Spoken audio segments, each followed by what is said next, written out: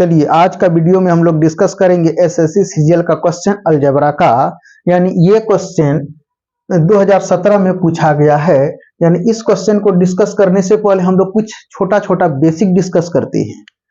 यदि if a plus b का value 4 है एंड और a माइनस b का वैल्यू 5 है और आपसे पूछे कि ए स्क्वायर माइनस बी स्क्वायर का वैल्यू क्या होगा, तो आप तुरंत कहिएगा कि सर ए स्क्वायर माइनस बी स्क्वायर का फॉर्मूला हम पढ़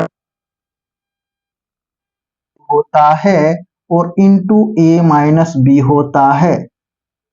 यानी ए स्क्वायर माइनस बी स्क्वायर का दो फैक्टर होते हैं, ए प्लस बी और ए माइनस बी। लेकिन यहाँ पे दोनों फैक्टर का वैल्यू दिया हुआ है, यानी ए प्लस बी का है 4 और दूसरा फैक्टर का वैल्यू दे के रखा हुआ है 5। अगर आप दोनों को मल्टीप्लाई कर देते हैं तो 20, ये 20 किसका वैल्यू आ गया, तो 20 ए स्क्वायर माइनस बी स्क्वायर का वैल्यू आ गया। अब देखिए क्वेश्चन फिर घुमा रहे हैं।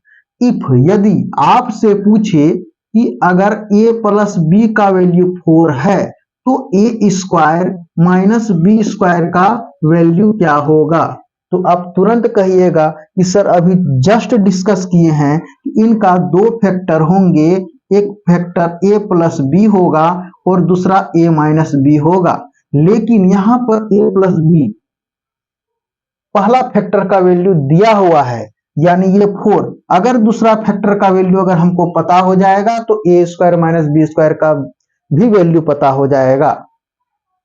तो जो भी उत्तर ए स्क्वायर माइनस बी स्क्वायर का हो जाएगा वह 4 का मल्टीपल हो जाएगा, यानी 4 से विभाजित हो जाएगा। अब देखिए यानी ए स्क्वायर माइनस बी स्क्वायर का वैल्यू कितना आया था, 20 आया था। तो क्या 20 जो है 20 जो है कि 4 से विभाजित होगा, तो आप कहिएगा कि हाँ कितना कट के 0 आ जाएगा, यानी 5 बार में। यानी जो भागफल हुआ वो दूसरा फैक्टर का वैल्यू निकल करके आ गया। क्लियर हो गया। यानी पहला फैक्टर का वैल्यू 4 दे के रखा हुआ था, तो ए स्क्वायर माइनस बी स्क्वायर का उत्तर जो भी होगा वह 4 का मल्टीपल में हो जाएगा। ये 20 देखिए 4 का मल्टीपल में है, यानी 4 से विभाजित हो जा रहा है। यानी एक फैक्टर अगर 4 दिया हुआ है तो दूसरा फैक्टर कैसे निकलेगा, भाग देंगे तो भागफल जो आएगा वही होगा। यानी यहाँ पर भागफल कितना आया 5, तो ए माइनस बी का कितना हो गया 5, तब तो दोनों को गुना करेंगे तो 20 होगा। अब चलिए इस क्वेश्चन पे आ जाइए।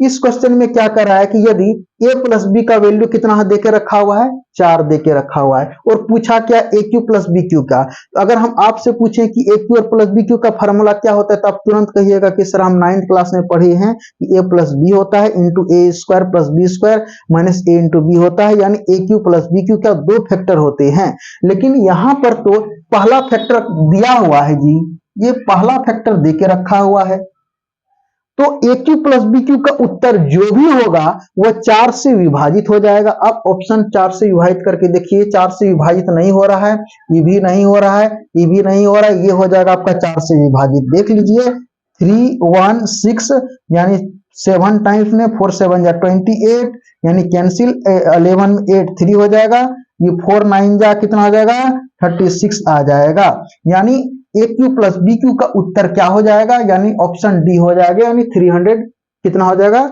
16 हो जाएगा।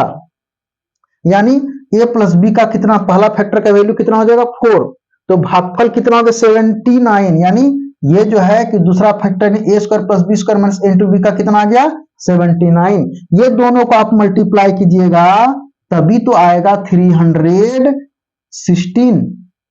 आप कहिएगा कि हाँ। अब देखिए और सेटिस्फाई होने के लिए अब जो है कि आप फार्मूला पे आप आ जाइए।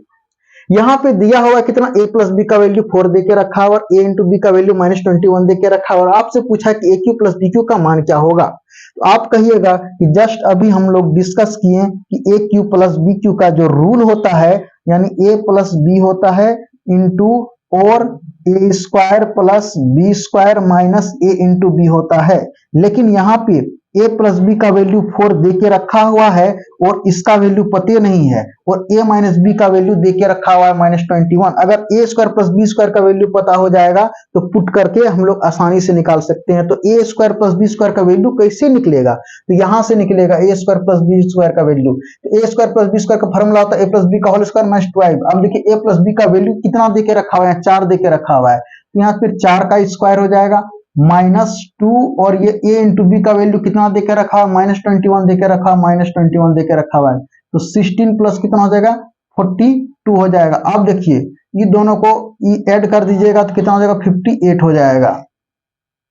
अब देखिए a square plus B square का वैल्यू कितना आ गया 58 आ गया, और माइनस a इंटू बी का वैल्यू कितना 42, यानी यहाँ पे आप जो है कि कितना आ गया ये जाकर के a इंटू बी का वैल्यू कितना -21 हो जाएगा। तो माइनस इंटू और माइनस इंटू कितना प्लस होगा 21 हो गया, ये क्लियर हो गया। यानी a इंटू बी का वैल्यू जो है कि -21 दिया है, माइनस और माइनस प्लस हो गया। अब देखिए इन दोनों को अगर हम ऐड कर देते हैं तो कितना आ जाता है, तो 79 आया। अब देखिए कितना आ गया, देखिए 4 इंटू 79 हुआ। अब दोनों को मल्टीप्लाई करेंगे तब तो 316 आएगा।